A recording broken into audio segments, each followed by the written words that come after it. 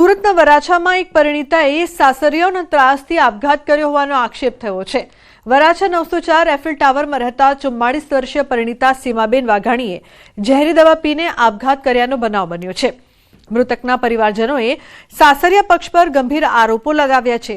મૃતક સીમાબેનના પતિ સુનિલ વાઘાણી ડાયમંડ ઉદ્યોગ સાથે સંકળાયેલ છે। એક ઓફિસમાં તેઓ નોકરી કરે છે। સીમાબેનને સંતાનમાં 2 પુત્રો છે, જેમની ઉંમર અનુક્રમે 22 અને 24 વર્ષ છે। આ બનાવ બાદ મૃતકના પરિવારજનોએ ચીમકી ઉચ્ચારી છે કે જ્યાં સુધી દોષિતો સામે પગલાં નહીં લેવાય ત્યાં સુધી મૃતદેહનો સ્વીકાર નહીં કરાય। આ બનાવ અંગે વરાછા પોલીસે આપઘાતનો ગુનો નોંધીને તપાસ શરૂ કરી છે।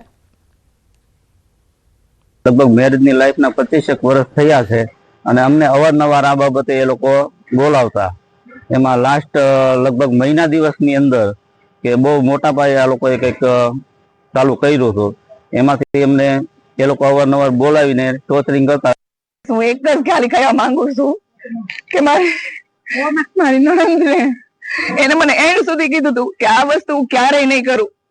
એ આધ્યાત્મિક લેવલ ની હતી, એ વસ્તુ કરે એમ જ નહોતી। આ એને કોઈ જબરજસ્તી એને કરાવ્યું હોય, બસ એને કરાવ્યું હોય કે એને કર્યું છે જબરજસ્તી, આ વસ્તુ કરી એમ જ નહોતી મારી।